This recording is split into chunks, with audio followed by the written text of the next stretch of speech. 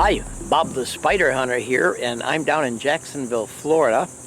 I'm at a place called Hanna Park, and I'm in search of the Golden Orbweaver. And I didn't have to go very far before I start spotting them. They're going to be here in the hundreds of them. And this is Florida's, or down south at least, this is Florida's largest spider, other than a tarantula, which is really not a true spider. But these girls here are huge, and I've already come across some really good ones. I'm not even in the park fully yet, just the entranceway, but let me show you what I got here.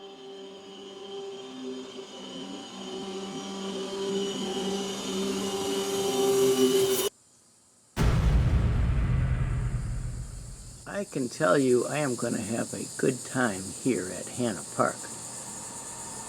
There are spiders of all kinds and species just waiting to be discovered.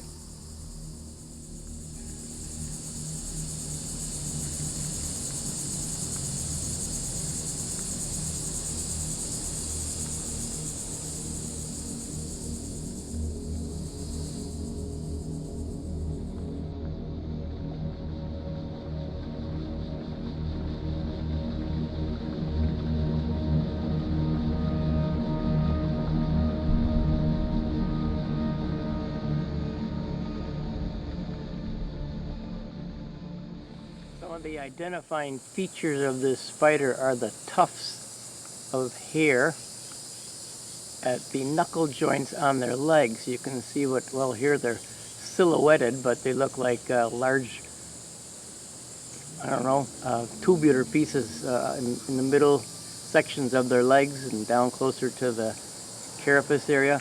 That helps identify this particular spider, which you don't need a whole lot of identification because they're so huge. These females are really awesome. They have this great little dotted or speckled pattern on the abdomen. And wow, what an awesome spider. And they usually have a silver gray carapace, and it's hard in this light to see that, but it is silver colored. The name of these spiders are the Golden Orbweavers. Might get there's a little bit of it. You can see kind of that golden tint of the web, and thus the name Golden Orbweaver.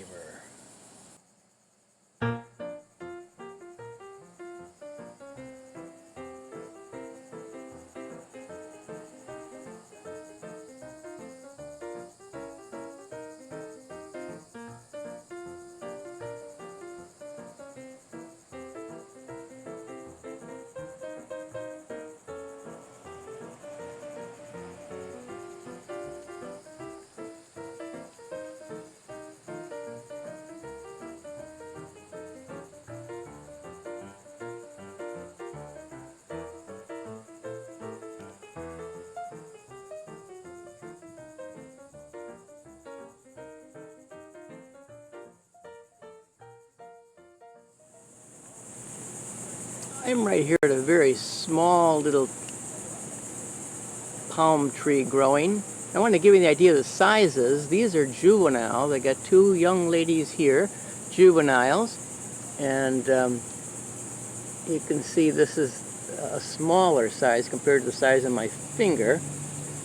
So yeah, they come in all sizes, and if they find themselves a good place to build their webs, they'll chow down and they will grow really quick this time of the summer. Well, there's one there. And right over here in front of that one is another one. Just a little bit bigger, not much, but somewhat bigger.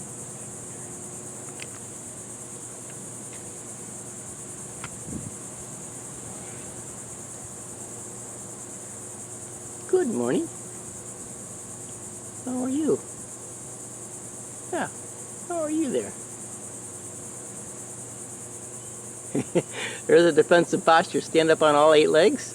Lift your body away from the web in case it's an enemy coming to prey upon her. Make it hard to grab her abdomen. Now this girl here is absolutely huge. The male, you have to look really carefully, but the male is right on her underside of her abdomen. See if I can get a little closer here. He's a light brown color.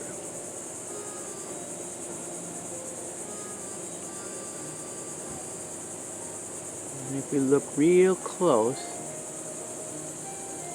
he is mating with her right now.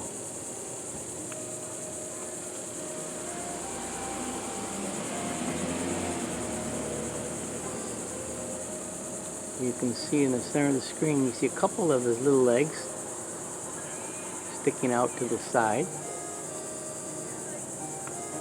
And he is fertilizing her at the moment. So she will have some fertile eggs when she lays her eggs.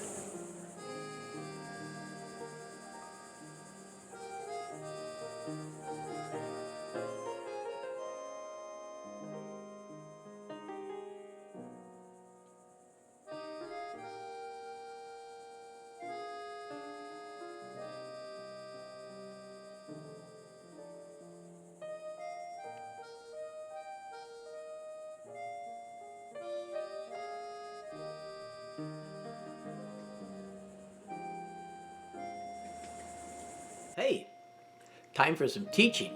Well, after I take a sip of coffee. Nephila clavipes, the Golden Silk Orbweaver, is from the family Nephilidae. And this is a tropical family with some 25 different species worldwide. North America's species, clavipes, is found in the southern states of the United States.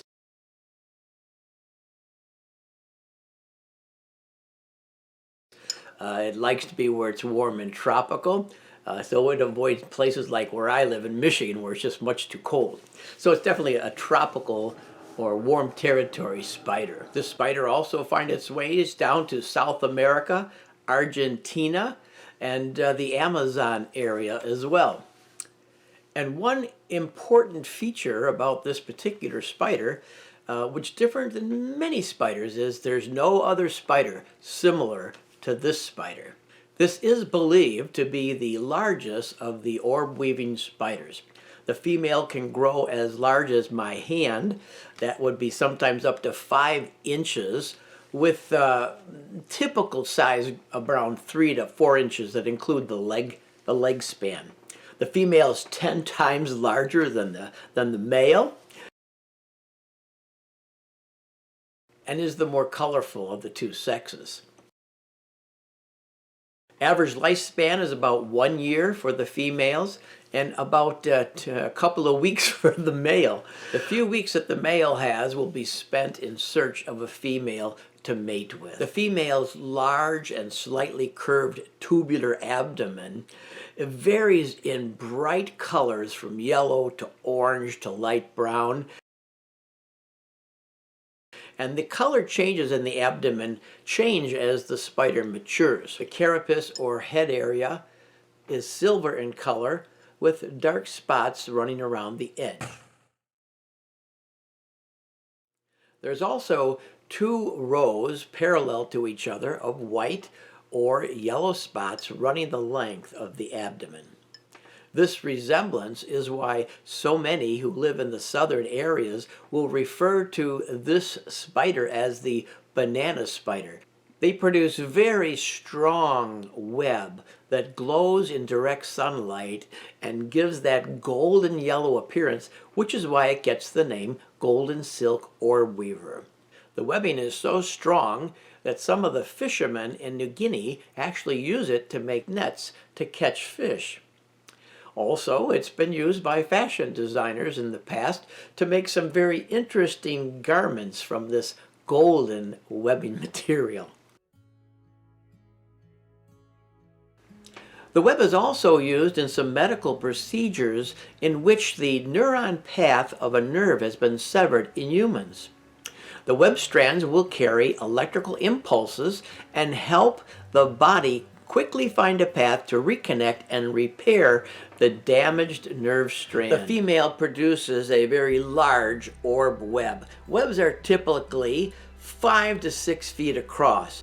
I have seen some of these webs as large as 10 to 15 feet across, usually connected between 2 trees or some man-made poles of some sort. The female produces some 7 different kinds of silk webbing and rarely leaves her own web. The spider has the ability to feel vibration in her web, even from a good distance away from her hub where she rests. And the spider can determine from this vibration what kind of insect, prey, or predator may be venturing into her domain. When it comes to mating, it normally takes place early summer to late summer, and the males make their way to the female's web during their 2 weeks of life, and they may camp out on her web. Up to as many as 12 have been seen in the web, waiting to jockey for position to have that mating privilege with the female. Usually it's the larger males who win out in the privilege area.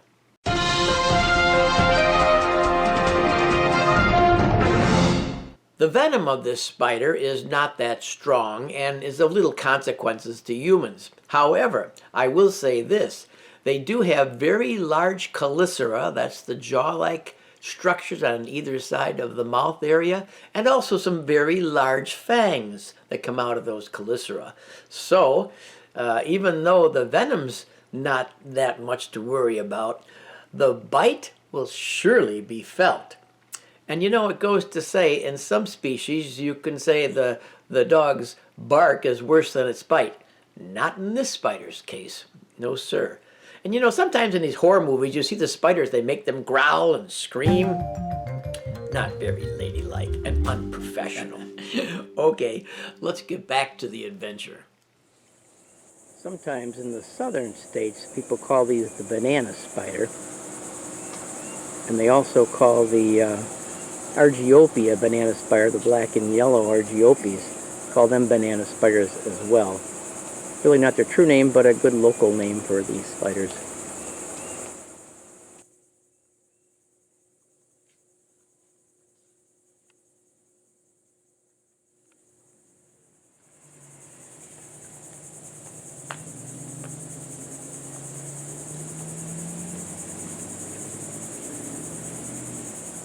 This girl's having breakfast. I guess we'll call it lunch since it's after 12.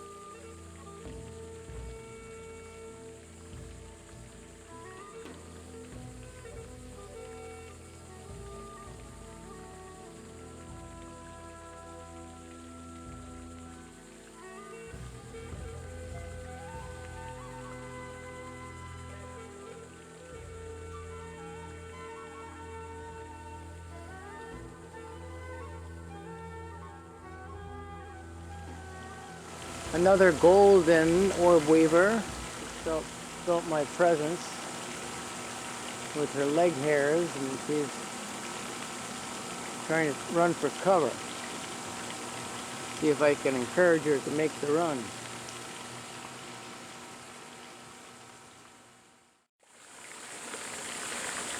It's happy hour. Sensing my presence with her leg hairs. And her boyfriend's right here. Nice girl here, and a pretty good sized male right behind her there. Obviously things are good this time of year. Male and females are pairing up.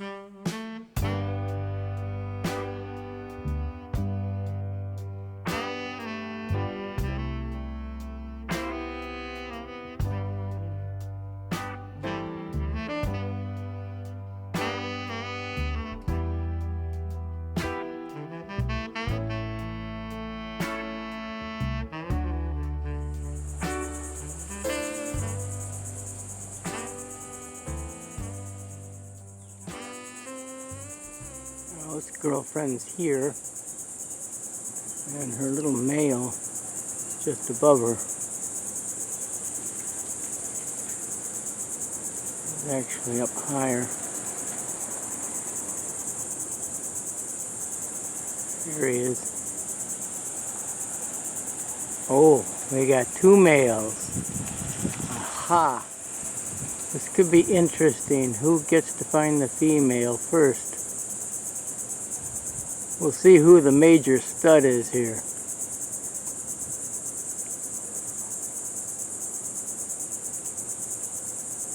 They have rights to the female right there.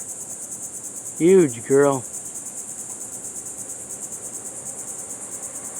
Very huge web. Comes way down here to me. Goes way up half that pole. I'm going to see if I can draw her down with some vibrations in the web down here. First, I'm going to locate the strongest drag thread, which should be right here at my fingertip. Don't know if the camera picking that up. But that's the drag thread, and that's what I'm going to vibrate to try to draw the girl down here to maybe help her think that it's an insect in her web. But they're pretty smart. They can sense what kind of vibration is being made by what kind of insect. My vibration will be something off the radar for her, but she might be curious enough to come down, see what's going on down here in the lower part of her web. So let's give that a try. I'll start to jiggle the web.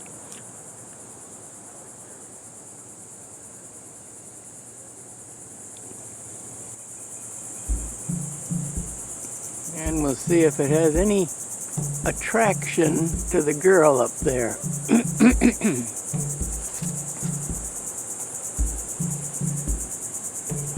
Little interest. Here she comes. Here she comes.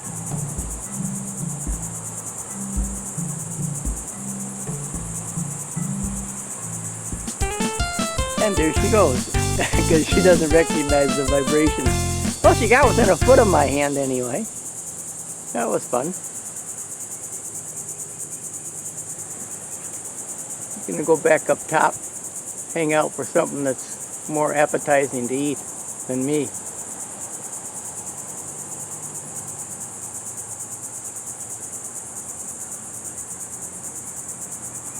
Hangs upside down, which is what they all do, in this species anyway, along with the Argiopes, the banded Argiopes, all face head down in their webs. Alright, let's go further into the humid hot woods and see what we can find. I am currently right here, and I'm going to take this path over this direction and around over here. Probably a good hour walk or more. And of course, the way I stop and check out every little critter, I might spend my whole day right there on that trail alone. I hope we get up to the lake. That'd be fun to see as well. All right, let's go.